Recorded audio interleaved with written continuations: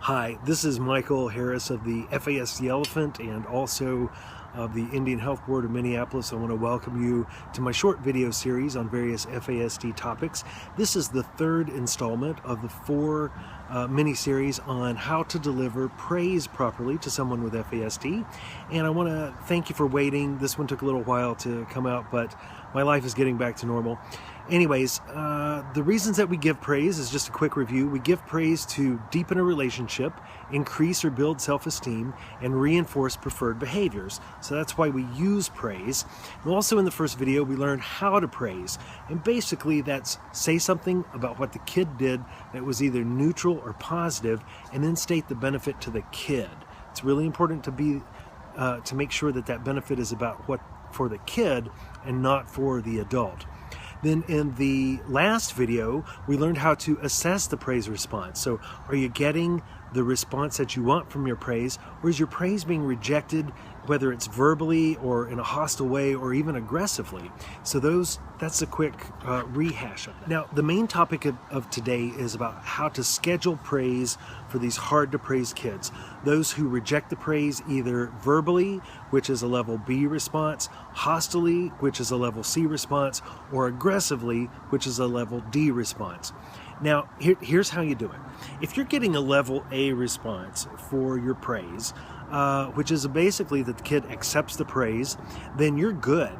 You just keep on giving strength-based praise. Do it at least twice a day, 2 to 5 times a day is the amount to aim for. Okay, now if you're getting a level B response, which is rejects the praise either passively by saying, no, I'm not really that great, or verbally, like, no, maybe even being a little bit on the rude side, then here's your strategy for level B. You got to start once a day delivering praise like we talked about in the first video. So it could be something as simple as, hey, when you put your clothes in the hamper, then it's easier to find them and makes laundry easier for you, right? So just something really simple, state what they did and state the benefit to them. Do that once a day for 3 days, then double it. Start doing twice a day praise. And you do that for 3 or 4 days, and then double it again 4 times a day.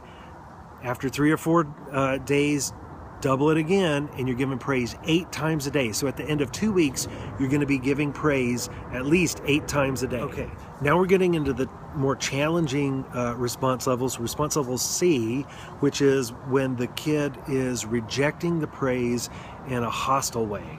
So either with some swearing or door slamming or tearing papers up or something like that. The thing with the level C responses is that you treat it, you go by the same pattern as you do with level B, you just draw out the duration for a longer period of time. So what you would do is start giving praise once per day, and then keep giving praise once per day until you notice a change in the quality of the kid's response. And then you double it, right? So instead of just doing it for 3 days, you double it once they make a change. Now, if they don't make a change for like a week, after 7 days, then go ahead and double it on your own, because you've got to take some initiative and do this.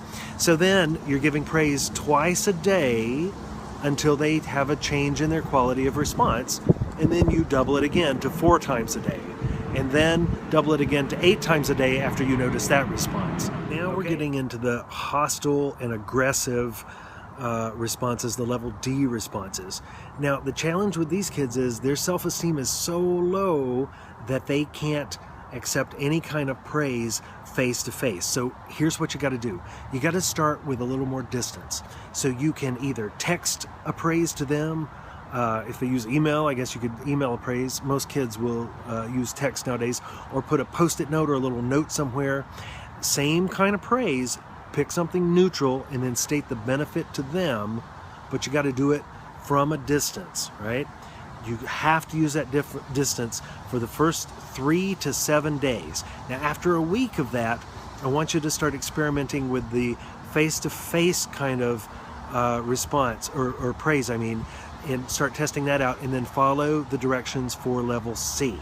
All right? That's how you handle level D responses. Now, for level C and level D praise responses, You've got to do these praises really quick.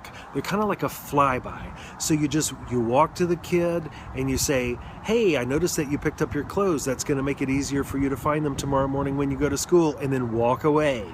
Don't stick around. Don't say, well, I'm just trying to praise you when they say something rude to you. Don't do any of that. Just say the praise and fly away. Now, one of the hardest things that I've noticed about giving praise in this way is that it's hard to just do a fly-by like that at the beginning. So you've got to be prepared for your reaction. And then guess what? You got to squelch it. You got to squelch your own reaction if you're going to be able to figure out a way to deliver praise to this kid. And the reason that you want to deliver praise to these kids is to deepen the relationships, increase preferred behaviors, and it's also the basis for providing consequences and more structure. So you've got to do these praises. So only focus on what you have control over, which is what comes out of your mouth, right? Squelch anything that's angry, that's blaming, that's vindictive or shaming or personal. You've just got to leave it out. And you know what? Don't even tell them your strategy. Just do this, right? They won't even notice that you're doing this for like a week or two. All right.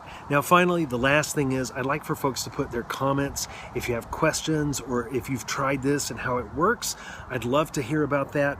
And if you don't do that, I want you to keep your own record too, because this is going to be a 2 to 4 week process for you, and you've got to notice the changes. You can't just use your gut.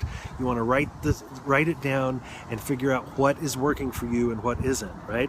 So, and just remember that this is the basis for adding consequences in and structure, and that's going to be a future video here in the next few times. Now, if you like this video or the series, if you could like it, if you could share it, that'd be great. We want to spread the word around and just let all your friends know, and I really appreciate it. So it's been a great response so far, and I'm looking forward to hearing from you. Thank you.